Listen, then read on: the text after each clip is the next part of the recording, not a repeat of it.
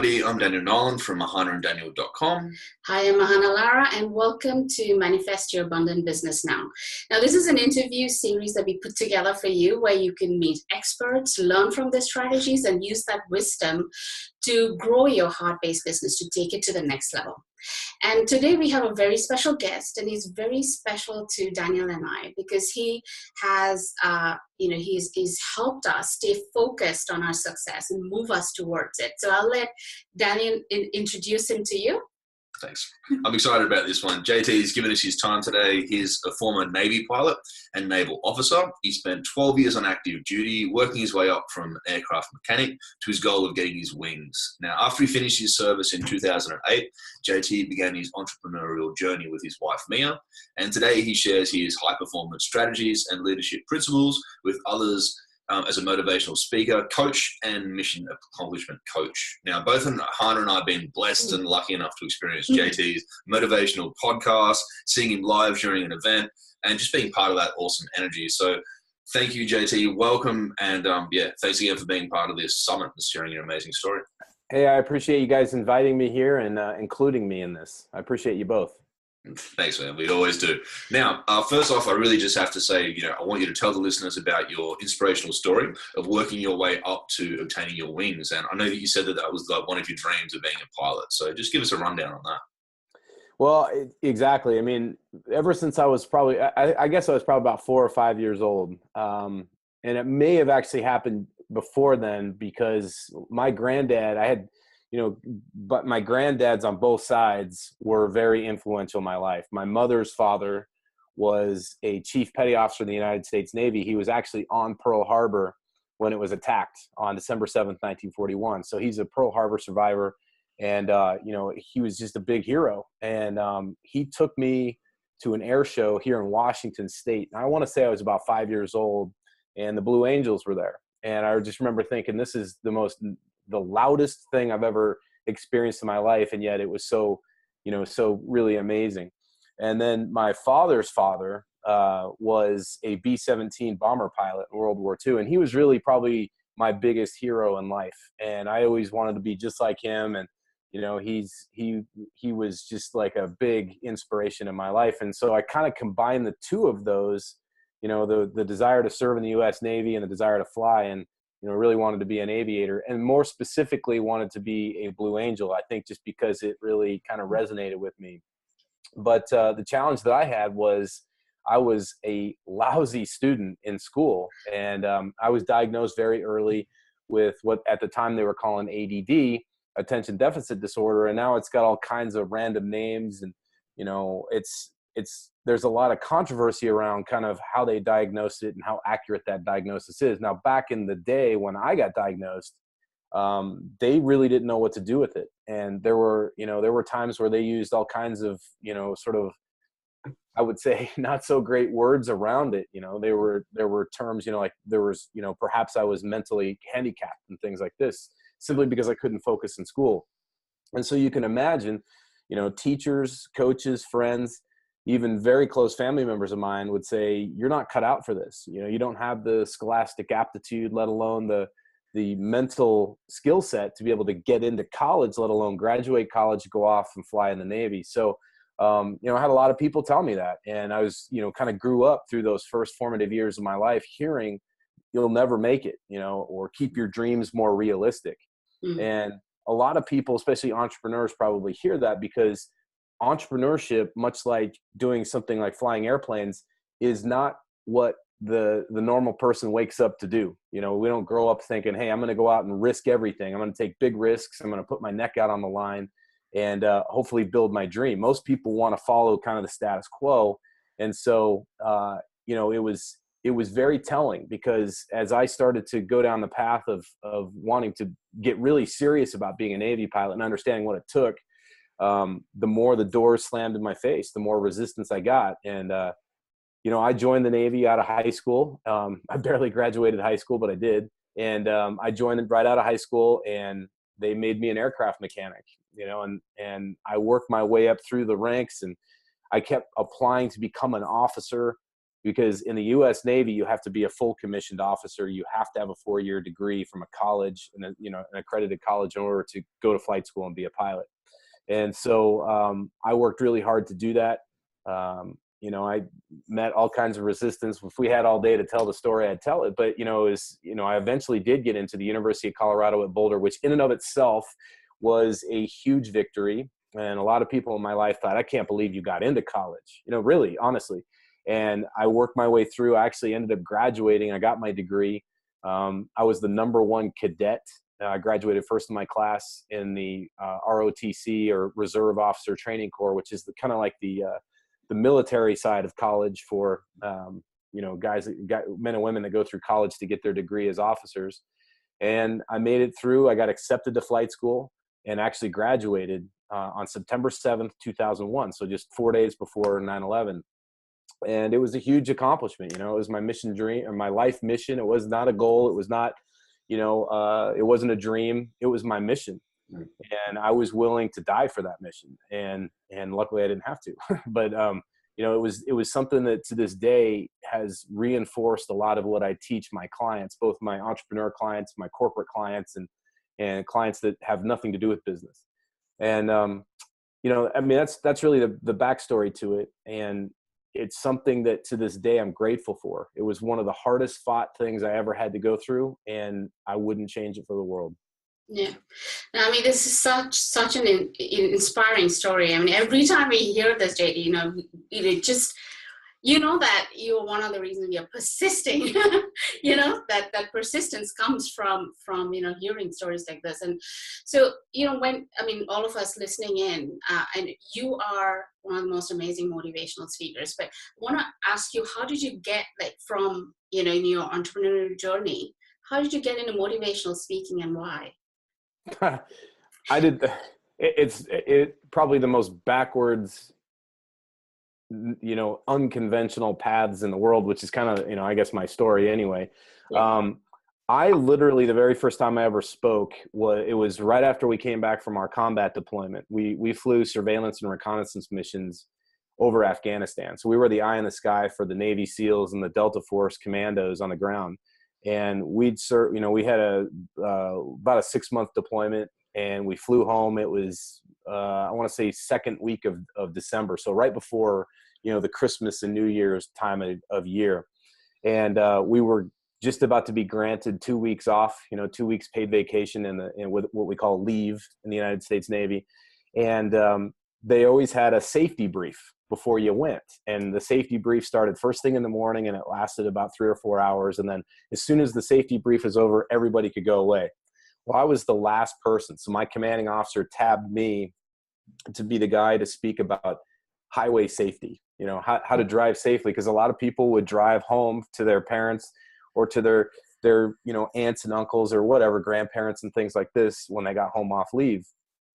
And, so I was the guy that was supposed to give that brief to 300 people in my squadron. These are my friends, these are my peers, these are in a lot of cases, my subordinates, the people that actually reported to me, and of course my higher ups, And so they're like, you have 15 minutes to talk. You're the last guy to speak. So you are the one standing between all of your friends and your comrades and their liberty, their vacations. Don't screw it up, make it worthwhile. And I'm like, oh my God. And when most people think of public speaking, it's something, you've heard this saying before. I don't know how accurate it is, but they say that it's a fear greater than death for a lot of people. For me, I definitely felt that. I literally was thinking I might go to Canada. The thought actually passed through my mind where I was like, I should just abandon my military service. Now, I would never do that. But for the thought to come through my head is just meant to illustrate how intense that fear was. I'm supposed to stand on stage, be the last guy standing between their vacation time. We just got back off a combat deployment, and I'm supposed to deliver something. So I just went up there and I tried to be funny. I tried to be pertinent, and I tried to be quick. And, it's just one of those things like get in and get out and get off the stage. And I got a standing ovation. Everybody loved it. They were laughing.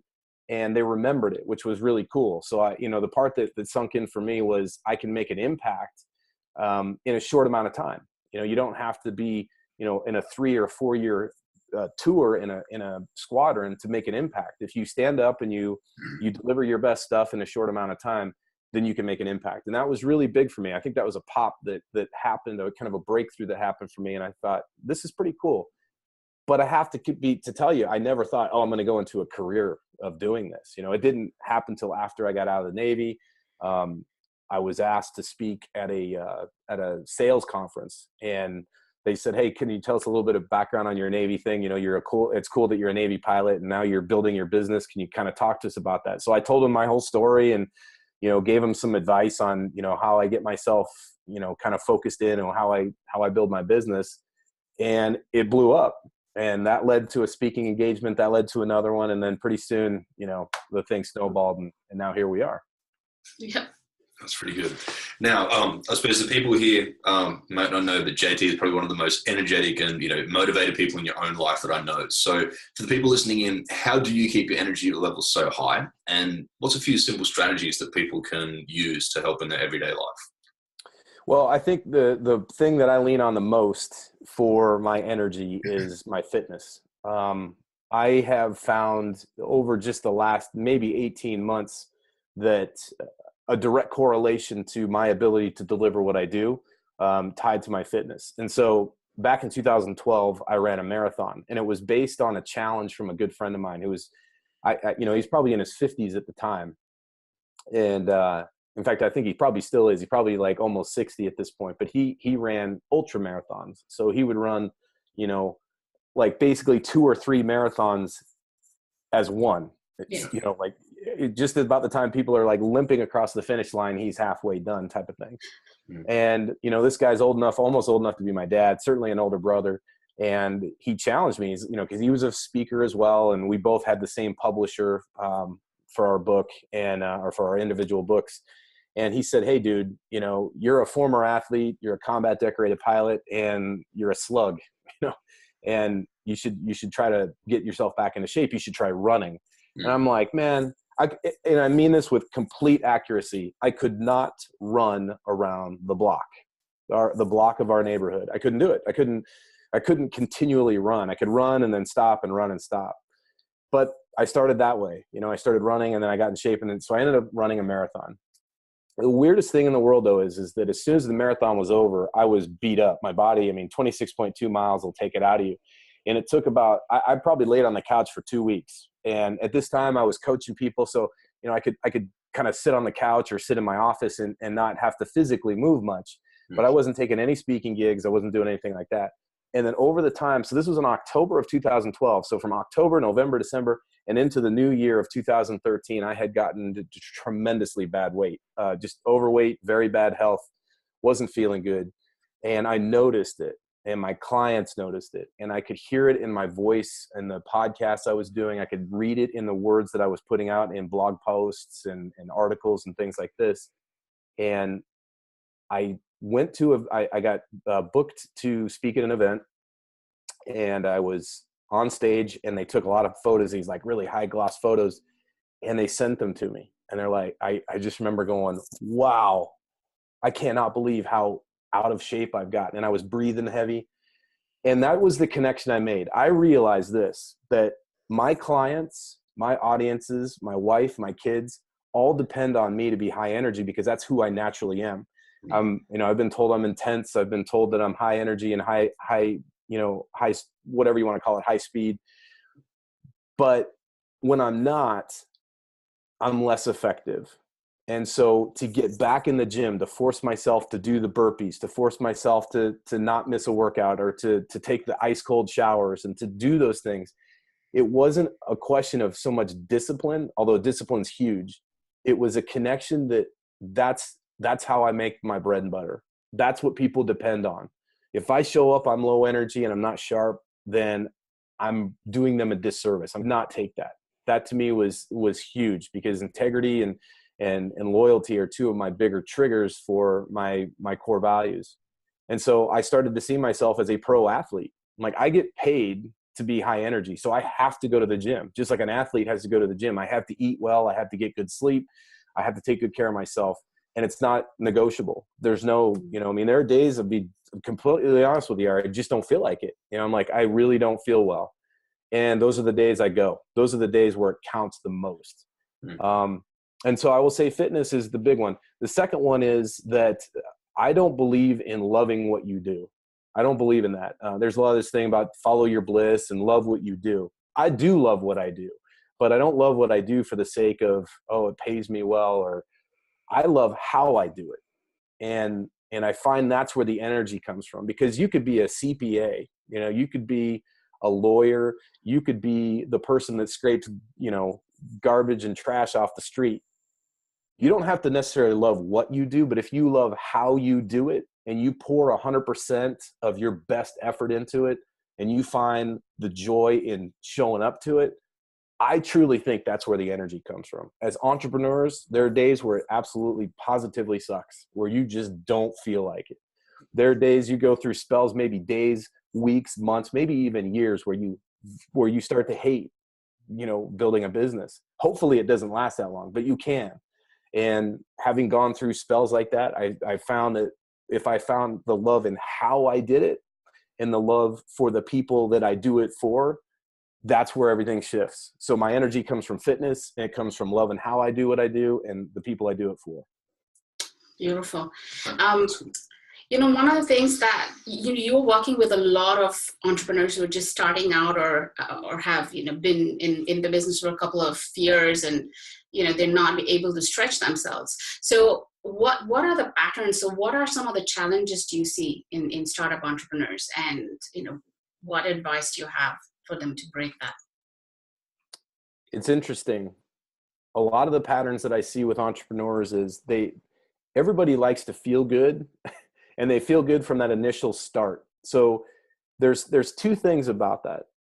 Starting is one of the hardest things, and it's one of the easiest things. So you may have a person that goes, I have this desire inside my heart to be an entrepreneur. I have this desire to go out and do my own thing.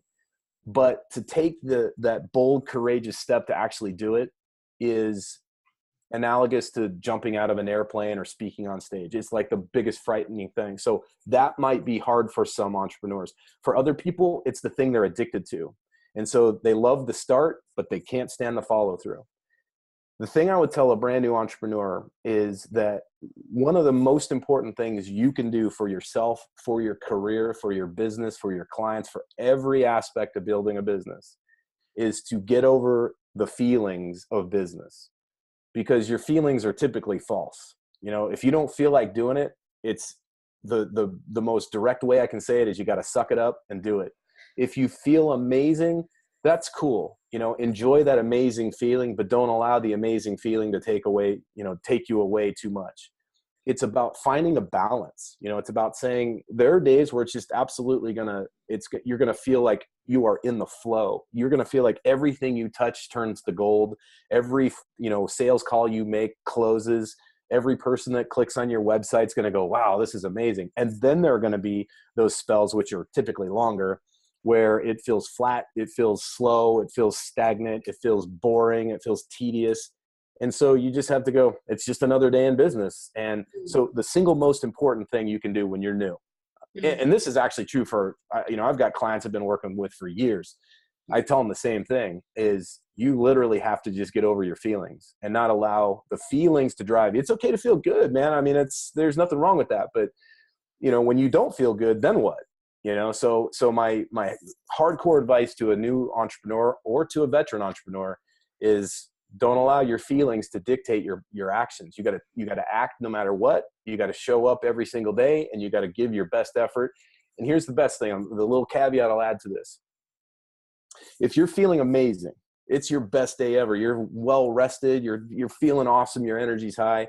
That means you're giving like 100% of what you got, right? And if you give 100% of it, that's awesome. But on the days where your head is pounding and you're tired and you're disheartened and you're like, man, nobody wants to say yes to me, your energy's at 50%. If you give 100% of that 50%, if that's all you got in the tank is 50% of the tank and you burn the tank out, that to me is playing like a champion. That to me is one of the boldest, most courageous things you can do is to give all of that 50% or 60% or 70%, because anybody can give 100% of their 100%, right? When you feel good, it's awesome. But when you show up and you're like, dude, I don't feel like it. As long as you burn the candle all the way out on those days, those are the days that matter. Yeah. And what people don't realize is there's ups and downs, but there's a lot of downs in the entrepreneurial journey, and you gotta, stick to your goals. So I know that, when we were doing goal setting with you, JD, and it was just fascinating. The process of it literally transformed our lives within a matter of like two months. I think I still remember it was like a couple of weeks and I hit my goals, and it was amazing. So can you give us some steps, because there'll be a lot of people trying to set goals now, steps to set goals and sticking with them. Okay, great. So as you know, I don't believe in goal setting, and the whole concept of SMART goals does not work. Yeah. I believe in goal achievement. And so goal achievement is a process. And what I've taught you guys, you've gone through my programs and the processes, is pretty simple and it's straightforward. And it's this: you get very, very clear on what it is you want. I recommend that you set 3 top priorities. That's it. These people come to me and they got a list of goals, 40, 50 items long. These are the things that I want to achieve. And I think that's great. I think you should have those. And then you look at the top 3, the 3 that matter the most to you, and you put the rest of those aside. If your big goal is to pay off your student loans, if your big goal is to buy the house, if your big goal is to, to get the business to a place where you can basically cruise, sell the thing in 5 years and then you're set, then that's the only thing you focus on. And you focus on it for as long as it takes. Now, the thing I teach you guys is how to break it down into 5 to 10, critical steps, and then work your way toward that. But the most important thing is get really clear on what you want and get clear on where you are relative to it. When you know those 2 pieces, then you can build the plan to get there. And anything's achievable. So case in point, when I went to run my marathon, when I first made the commitment, right, it's one thing to say, oh, I'd love to do that. It's another thing to commit to it, right? So you have the desire, you have the decision, and then you have the commitment, right? So the desire, everybody's got. The decision, that's the first filtration process. That's the first part where the wannabes go away and the gonna-bees are like, okay. And then once you actually commit and jump and you're actually doing it, then everything changes. So once I went through that process, I realized, okay, my goal is to go 26.2 miles and not a foot or a step shorter. I'm going 26.2 miles in one day. And I'm going to do it on October 12th, 2012. So I set the plan, but I had to know where I was starting from, because my friend Walt, the guy that inspired me, his training plan was going to be way different than mine. As entrepreneurs, if your goal is to, hey, we're going to make our first $1 million, or we're going to get the business up to $5 million or $10 million, and you're starting out, you haven't made your first sale, your plan's going to be vastly different than a company that's been consistently making, a 5% climb or a 3% climb annually in their business. And so you have to know where you are relative to your target. Mm-hmm. And one of the most fascinating things I've seen, and it's not just in new entrepreneurs, by the way, this is in seasoned executive teams and corporations and even some of my entrepreneurs that have been around for a while, is they're like, okay, we're going to make this jump. We're going to 10X. We're going to do this. They get all excited about it, but they are not real clear on where they are relative to that target. And again, it feels awesome to pound your chest and tell the world we're going to go kick ass and, take the world over. But you got to know where you are relative to that, and if you need the time, the money, the assets, and the people, if you need the planning, if you need the way forward, then this is the time to get clear on it. Not when you're, 15 steps down the road and you go, holy cow, we're going off in the wrong direction. We should have been over here instead of over here. So it's really important that let me be perfectly clear. You get clear on what it is you want to hit. You come down to your top 3 priorities at most, and you get clear on that, and you say, this is what I want to hit and when. And then you start where you are. You get clear on where you are relative to that thing, and then you start building your steps backwards, 10 to 15 steps backwards. You don't have to have all the steps. You don't have to have all the answers. But if you think backwards, I find that's typically the best way to get clear on the path that you have to take. Next thing is you reach out to your coaches, your mentors, your friends, people that have been down that path, and you bounce it off of them. But it's important that you come armed with a plan and an idea first. If you just go, hey, I want to do this, but I don't know how to start, that doesn't tell a mentor or a coach much. It tells them that you're a dreamer, but it doesn't tell them you're committed. So it's that kind of a process that is totally different in terms of goal setting. Because a lot of times people are like, I'm going to get specific, measurable, blah, blah, blah. And they start going down the whole SMART goal thing. And there's no strategy to it. Yeah. You know, it's just kind of a nice way to write out a very specific goal, which is cool, but it's the actual action part that matters. Yeah. No, really great you brought that up, because that seems to be a big challenge with a lot of people. It's, you know, it's great writing down all these things like what's your top 10 goals you want to achieve this year, but unless you do have a starting point and, like, I suppose, milestones that you're going to get to along the way, it's very hard just manifesting something which, you know, could be completely out of your range at that time. That's right. And it's okay if it's out of your range, as long as you're honest with yourself and you've calibrated your expectation. Because here's the real danger. You know, people will say, hey, I'm going to make $1 million in my first year. Okay, that's fantastic. And I appreciate the motivation. But if you've never started a business before, if you've never asked for the sale, if you've never set up, you know, a distribution channel, whether it's an online thing where you've got a capture page and you've got, you know, traffic going to the capture page and then a way to deliver on the promise. If you've never done that before and you want to go from 0 to 1 million, you have to calibrate that expectation and ask, is it reasonable? Not, is it possible? Nobody's saying it's impossible. The question is it reasonable? And it's okay if it's, you know, if you're talking about, if it's something that's super out of reach, if it really challenges you and pushes you. But the single most important advice that I got from a mentor when I first started business was, think of it like climbing a ladder. You can reach, and there's all those rungs up that ladder, and you can eventually hit that top rung. But if you try to reach for a rung that's just out of reach and you lose grip, you're going to fall off the ladder altogether, and that does nobody any good. So it's better to not fall. It's better to reach and put yourself in that place where you're really stretching, but don't overreach and put yourself in a dangerous position where you might fall. Yeah.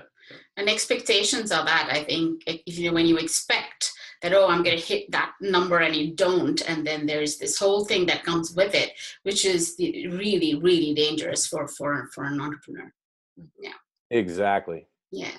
And so, and just add to that, and be unrealistic, because a lot of people, they'll sit there, and you already talked about trying to sit there and get there and reach the rung. But a lot of people I've talked to, they're saying, right, I'm going to sit there and get to this certain part in 3 months. And then they don't get there in 3 months. And then the energy levels just completely drop down again. And it's actually just that them getting started again and taking action, because in their mind, their goal says, in this amount of time, I was going to be here. And if that was unobtainable for them at that time, it's usually devastating and so hard for them to push forward again. So, I mean, that's probably the biggest thing which a lot of us have to learn as entrepreneurs or fitness goals or whatever it is. We've just got to really go at our own pace and make sure that we keep doing it and not give up. So exactly. Yeah. So I just want to add this one too. So yeah, obviously we met you in Phuket, as we were talking about there, and it was great to see you on stage and inspire everyone in the crowd. But so obviously we know you have a busy lifestyle. Like today you've already come from something and given us the time for the interview. So I suppose my question I have to ask is, how do you really balance the family side of it? Time with the wife, time with the kids, time with the friends, time for your fitness and everything, and with all that travel, with all the events and everything on your plate. You know, it's a great question. And I will say this, I don't believe in balance. Okay. The whole concept of work-life balance is complete and utter. It doesn't exist. And I'll tell you why. Doesn't work. If you try to, and this is specific for entrepreneurs. Now, if you have a 9-to-5 job and you're just kind of showing up and punching a clock, you can probably get something close to balance. Mm-hmm. But if you're trying to do something significant in your life, just plan on never being in balance. The key is this: you got to go hard like a mad person, like a crazy person, until you hit that particular goal, and then you reset. Mm-hmm. So for instance, we'll go back to the $1 million or the next $1 million, right? So whether it's your first million or your next million, if you're like, hey, we're going to do this, maybe it's a product launch, maybe it's, you know, you're rolling out a brand new initiative in your business, maybe you're writing a book. I've got something that's coming up in my business that, you know, we're going to be, you know, letting loose here pretty soon. And so what that means is I sit down with my wife and my kids, my family, and I go, listen, there's going to be a time for the next several weeks, however long it's going to be, where I'm going to be very unattainable.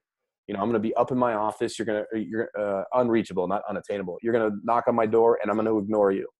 There are going to be times where, you know, dinner is going to be me eating with you guys and then leaving and going right back up to the office.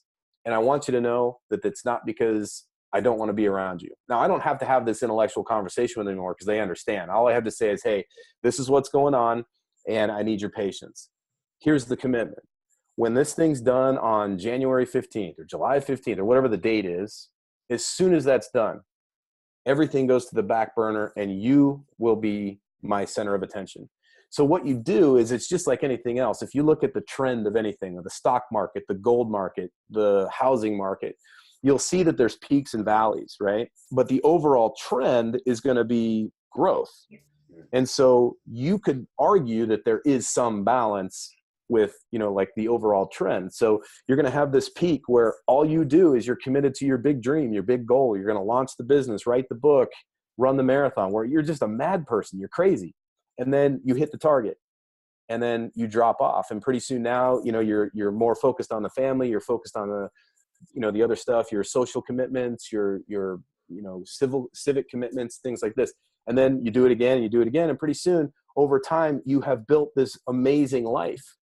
And along the way, you haven't left this like trail of wreckage behind you with your relationships because you've communicated it with them. And so anytime I travel, I always get, usually when I go on a business trip, I will schedule the day or the 2 days after I get back where I am unreachable by the world and I'm just committed to my family. If heaven forbid I ever get sick or injured or anything like that, from working out or from traveling or doing the things that I'd love to do, then I will have to adjust to that. But when it comes to really pushing for something, I don't believe in balance. And I think you have to be careful though, because man, we glorify hustle. We glorify grind. We glorify all this 10X crap from all these gurus who are making millions of dollars off of dreamers to listen to their BS. The fact of the matter is, if you're 100% hustle, grind, and push all the time, you will be somebody nobody wants to be around. You will die an early death. You'll die a lonely death, and it will be very unfulfilling. So don't buy into that hype. But understand that there are times where, as you push, you're going to push hard, and you're going to need that love and support. They're going to have to understand you. But as soon as that goal is hit, it's your job to back off and give back to them. Yeah. I love the way that you explain that, and I think in my mind I'm glad that I worded it the way balance, because that's completely the wrong word, and you've just really shown that right there. Balance is just something that we say, but I'm glad you explained it that way. That's fantastic. That's a really good answer. Awesome. And we can, JD, we can go on the whole day with you because it's just amazing. Just this short 30 minutes is we are all energized. But I do want to, ask you were going to give something away because I want, people to experience more of you. It's amazing, your work. So could you let us know a little bit about what you're giving away and how we can access that? Sure. So a few years back, I had put together some of my best philosophies. I'd written them down. I'd been notes that I'd taken in my journal from working with clients, things that had worked with me, with some of the things that I struggled with, things that I had worked to get past, some of my fears, some of my doubts, some of my, how do I get to that next level type of, concern? How do I solve the Rubik's Cube? How do I get past this feeling like I have to be balanced all the time? How did I get to where I am now? And I started talking more about it. And what I found is people really love to hear it. So what I did is I created a program called the Weekly Momentum Shift. And what it was designed to be was each Monday, I would send out an MP3 recording, and it would just give a quick, 5, maybe 10-minute quick hit for people to actually listen, give them a little bit of a boost, the little jolt of energy, but also strategically something they could work with. And so I put that course together. I used to sell it. I used to give it away, but now I'm giving it for free. So if people go to flywithjt.com, they'll get immediate access. They'll get their very first audio. And then each Monday thereafter, for the next 51 weeks, they'll get another audio. So it's like a full year. And the reason I did that is I'm somebody who believes that you got to keep coming back to it again and again and again. And so for a full year, I can be in your email inbox. You can put it on an MP3 player and listen to it on the treadmill, or listen to it on a walk, listen to it in your car. But more importantly, you can also share it with other people. And so I enjoy that. I think it's really powerful. And so my offer is 52 weeks of the Weekly Momentum Shift. You'll learn strategy. You'll learn mindset. You'll learn actionable steps for your goals. You'll learn the mental toughness that you need to follow through. And more importantly, I think you're going to learn a lot about yourself. And so you'll get those audios each week for the next 52 weeks, and you can get that at flywithjt.com. Yeah, and we are on it, and we can tell you we listen to that podcast, and that's what keeps us going. Yeah. Awesome. So thank you for that. Yeah. I appreciate that. So yeah, just on this video at the bottom on the link there for the people that are looking at this. So I'll definitely be able to access it. So wonderful.